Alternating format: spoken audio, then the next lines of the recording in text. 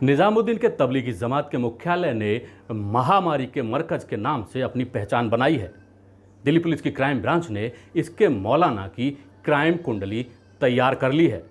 वहीं दूसरी ओर जमात से जुड़े एक बैंक खाते से कुछ ही घंटों में करोड़ों रुपए की राशि इधर से उधर किए जाने की बातें भी सामने आ रही हैं। दूसरी ओर इसी जमात से जुड़े एक ट्रस्ट के हवाला कनेक्शन की बातें भी सामने आई हैं।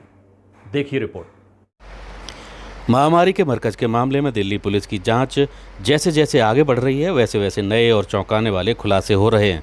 मौलाना की तलाश में जुटी क्राइम ब्रांच ने साद की क्राइम कुंडली तैयार कर ली है। इसके मुताबिक साद ने जमात पर जबरन कब्जा करके 2000 करोड़ का साम्राज्य खड़ा कर लिया है। क्राइम ब्रांच की जांच में एक ट्रस्ट के जरिए मरकज के हवाला कनेक्शन की बात भी सामने आ रही है। क्राइम ब्रांच ने मौलाना के खिलाफ एक डोजर तैयार किया है, जिसके मुताबिक साद के पास 3 मकान और एक आलीशान फार्म हाउस है। मौलाना के तीनों बेटों यूसुफ, सईद और इलियास के पास अलग संपत्तियां और BMW गाड़ियां हैं। मौलाना का एक मकान निजामुद्दीन में मरकज के पास और दूसरा मकान जाकिर नगर में है। दोनों ही मकान बड़े आलीशान हैं और इनके अलावा मौलाना का एक मकान शामली में है, जो कि करीब 500 गज ज़मीन पर बना हुआ है। इस मकान के साथ ही करीब 5 बीघा ज़मीन पर मौलाना का अमरूद और आम का बाग है। वहीं शामली में ही आलीशान फार्म हाउस है, जहां स्विमिंग पूल से लेकर दूसरी सुविधाएं मौजूद हैं। डोजियर के मुताबिक मौलाना रोज़ाना प्रातः 8 बजे मरकज पहुंच जाता था। वहां वह दोपहर 2 से 2:30 बजे तक रहता था और इसके बाद 2 घंटे के लिए साद अपने घर आता था और 4 बजे फिर वापस मरकज पहुंच जाता था, जहां वो रात 10 बजे तक रुकता था।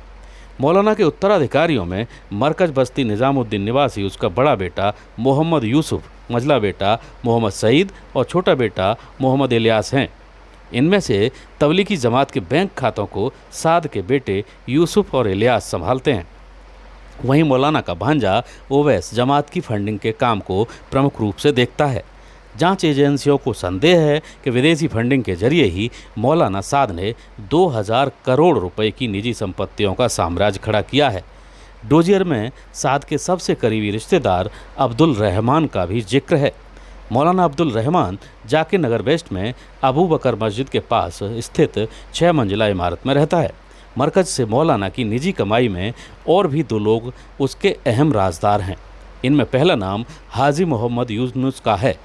उत्तर पूर्वी दिल्ली के मुस्तफ़ाबाद में रहने वाला यूनुस का पद तो दरवाज़ों के केयर टेकर और सिक्योरिटी व ट्रांसपोर्टेशन हेड का है, लेकिन उसका काम मौलाना के बाद मरकज़ में बाहर से आने वाले लोगों और मरकज़ के कर्मचारियों पर निगरानी रखने का है।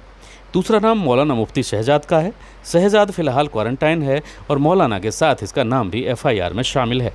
मुफ्ती शहजाद दिल्ली के जाकिर नगर का ही रहने वाला है। इसका काम मरकज में प्रशासनिक कमेटी के सदस्यों और उनकी गतिविधियों पर नज़र रखना है। आरोप है कि मौलाना साद ने मरकज पर कब्जा करने और अमीर बनने के लिए खून तक बहाया है, इसलिए वह नहीं चाहता कि अब कोई दूसरा व्यक्ति मरकज पर कब्जा कर पाए। दिल्ली पुलिस की क्राइम ब्रांच को मिली जानकारी के मुताबिक तबलीगी जमात के मरकज का एक खाता निजामुद्दीन के बैंक ऑफ इंडिया में है। इस खाते में मोटा लेन देन चलता रहा है। इसमें रोज़ाना मोटी रकम आती थी। आश्चर्य की बात यह है कि इस खाते में विदेशों से पैसा आने के 24 से 48 घंटे के अंदर करोड़ों रुपए गायब कर दिए जाते थे। या तो पैसा निकाल लिया जाता था या फिर अन्य खातों में ट्रांसफ़र कर दिया जाता था। क्राइम ब्रांच अब साद के करीबी लोगों, चश्मदीद गवाहों व मरकज़ के कर्मचारियों आदि करीब 60 से ज़्यादा लोगों से पूछताछ कर चुकी है। मौलाना साद के 11 रिश्तेदारों और करीबियों के मोबाइल नंबर क्राइम ब्रांच के राडार पर हैं। इसके अलावा परिवार और मरकज़ के जुड़े करीब 11 बैंक अकाउंट भी क्राइम ब्रांच के निशाने पर हैं। सभी मोबाइल नंबर्स की CDR और बैंक खातों की ट्रांजैक्शन डिटेल्स निकलवाई गई हैं। फिलहाल दिल्ली पुलिस की क्राइम ब्रांच ने मौलाना के खिलाफ अपना शिकंजा और कस दिया है। Bureau report A to Z news.